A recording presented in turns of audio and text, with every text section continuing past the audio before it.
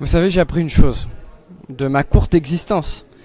C'est que, à la manière de TV10, on ne regarde pas le passé, on dessine l'avenir.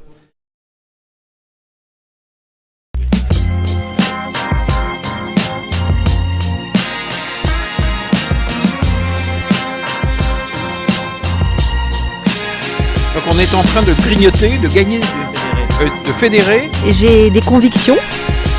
J'essaie d'être une femme, effectivement, une citoyenne engagée. Et j'ai toujours ce souvenir que les rêves sont réalisables à condition d'entreprendre et de persévérer. Donc j'essaie d'entreprendre et de persévérer.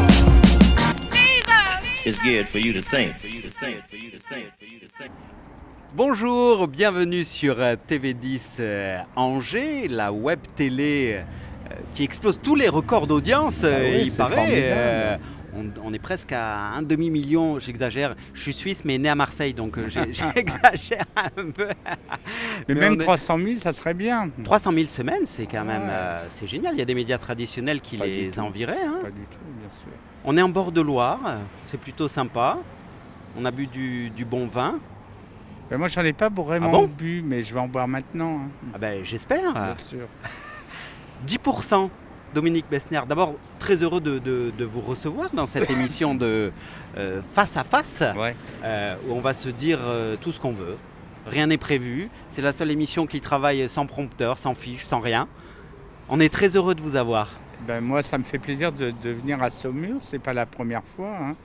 Je suis président du prix Claude Chabrol, qui sera décerné demain à un livre qui est amené ou devrait être l'objet d'une adaptation pour le cinéma. C'est le principe du prix Claude Chabrol.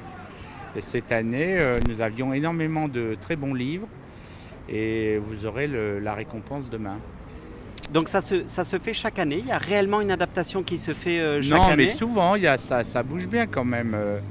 Vous savez, entre le fait d'acheter un livre et pour qu'il ensuite se tourne, quelquefois ça prend 1 ou 2 ans. Donc voilà, mais par exemple, Un fils parfait, là, je suis sûr qu'il peut avoir une adaptation au cinéma. Les droits ont été achetés, on m'a dit, voilà, Par des Français, par des Français. c'est bien.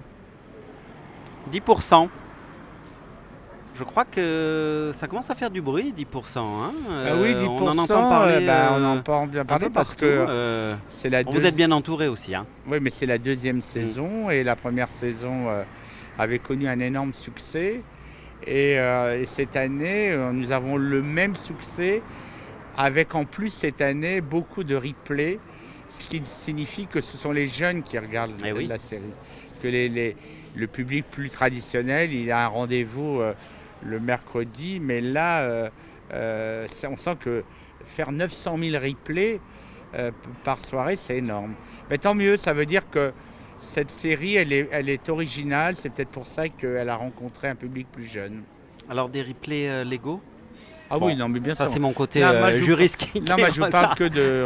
Ben, sinon les autres, ils sont C'est un pas. souci quand même. Ah oui, ben, sinon les autres ne sont pas du tout comptabilisés. Donc voilà. Non, je suis content que 10% ait marché parce qu'on essaye d'innover sur une télévision à la fois plus transgressive, plus moderne, où il y a à la fois les agents sont des sont des personnes de notre époque, ont des soucis de notre époque, où à la fois l'héroïne est quand même une lesbienne, il faut le faire sur la télévision française, que l'héroïne soit une lesbienne. Donc tout ça fait qu'on est un peu transgressif, tant mieux. Et puis aussi permettre à des acteurs, des stars, de jouer leur propre rôle dans des situations qu'ils n'ont pas vécues, mais qu'ils pourraient vivre. Et d'avoir eu le concours d'Adjani, de Nathalie Baye, de Lucchini, de Christophe Lambert, voilà, donc de Virginie Fira, Ramzy, qui ont accepté de se mettre en abîme quand même. Et donc je trouve ça vraiment bien. Alors moi j'ai une question un peu personnelle parce que je bossais chez Canal aussi, mais j'étais juriste et plutôt dans le sport. J'ai rencontré beaucoup d'agents sportifs dans le sport. Vous êtes aussi agent J'ai été agent, maintenant je suis producteur Ok. depuis 10 ans. Mais... Ok, mais qu'est-ce qui se passe parce que moi, j'imagine pas de la créativité dans la tête d'un agent de footballeur. Donc, Non, mais les agents de footballeurs, vous parlez ils ont peut-être qu'ils aiment un peu le sport, mais ils aiment surtout l'argent. Ils n'aiment que l'argent et peut-être, je ne suis pas sûr que lorsqu'il y a un joueur de football est un peu déprécié ou perd un peu de son prestige ou change de catégorie, il soit très proche d'eux une fois qu'il ne rapporte pas. on l'avait pas travaillé ça, hein. On l'avait pas travaillé, on l'avait pas répété, hein. Alors que les agents de comédiens sont des gens quand même qui aiment les arts avant tout et puis défendre des artistes. Je ne pense pas que les joueurs de football soient des artistes. Je pense que c'est notre débat. Je pense que les rugbyman sont des artistes. Ah, un geste de Zidane quand même, non Oui, mais enfin, moi je vois plus, je trouve qu'il y a plus de créativité. Enfin, par rapport au cinéma, chez les rugbyman, je pense que les rugbyman sont des meilleurs acteurs que les footballeurs. Il y a eu quelques tentatives d'ailleurs. Ah oui, mais même moi, pas- à l'époque, quand faisais du casting, Jean-Pierre Rive a tourné dans un film avec un rôle principal. Malheureusement, le film n'a pas vraiment bien sorti. Enfin, le reste, ça serait bien de le retrouver, ce Il y film. avait Eric Cantona aussi. Eric Cantona, oui, voilà. avait fait il y a Eric quelques Cantona. trucs. Il tourne C'était bien, beaucoup. hein. Mais enfin, Eric, c'est l'exception qui confirme la règle. C'est vrai. Voilà, Alors, mais lui, c'était déjà une telle personnalité comme footballeur qu'il avait un caractère équivalent à son jeu de jambes. Donc, ça ne m'étonne pas qu'il soit devenu acteur. Comment c'est sorti de votre tête, 10%? C'est sorti de ma tête parce que je me suis dit, au moment où il y avait Desperate Housewives, je me disais, mais il n'y a pas une série féminine qui intéresse les femmes en dehors des séries policières ou des séries sur les notaires ou une série sur les médecins. Et je trouvais qu'il y avait un côté la règle du jeu, c'est-à-dire qu'il y a à la fois la cour des grands et ce qui se passe dans les cuisines. Et il y a ça dans 10%. C'est-à-dire il y a les stars et il y a les petites mains. Et donc voilà, donc c'est là où j'en ai eu l'idée. Et puis je n'ai pas été le seul, hein, parce qu'après on a travaillé avec...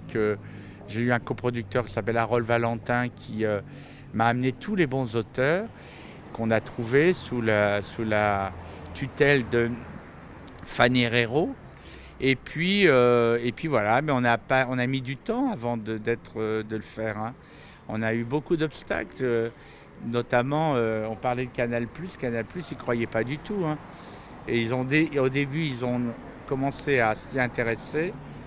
Et puis après, on a été abandonné, c'est le cas de le dire. Et après, on est allé chez France 2. Et France 2 a eu envie.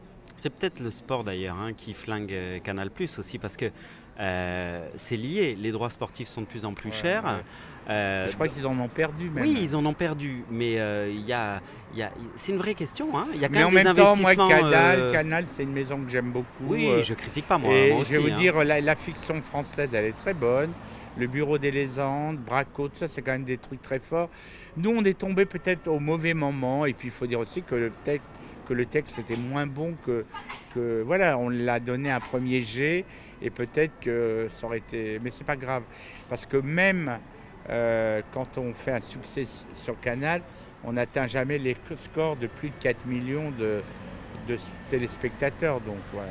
Dominique, c'est quoi vos projets à venir? Là maintenant, je fais un film au Québec, en Belgique, en France. Il s'appelle le film de Claire Devers, Pauvre Georges. Là, j'ai un film parce que je m'occupe du festival francophone d'Angoulême à partir du 22 au 27 août. Et je présenterai, donc c'est la 10e année, c'est un festival qui marche très fort et sur la francophonie. Et cette année, le pays invité, la Côte d'Ivoire. Et en plus, je présenterai un film que j'ai produit avec Depardieu et Catherine Deneuve qui s'appelle Bonne Pomme. Voilà. Merci beaucoup merci pour de ce m'avoir moment. accueilli à Saumur. Exactement, et vous serez diffusé dans tout le Maine-et-Loire. Moi, ma mère est à Angers, elle regarde TV10. Extraordinaire. Merci à tous, à bientôt pour un nouveau face-à-face. Au revoir.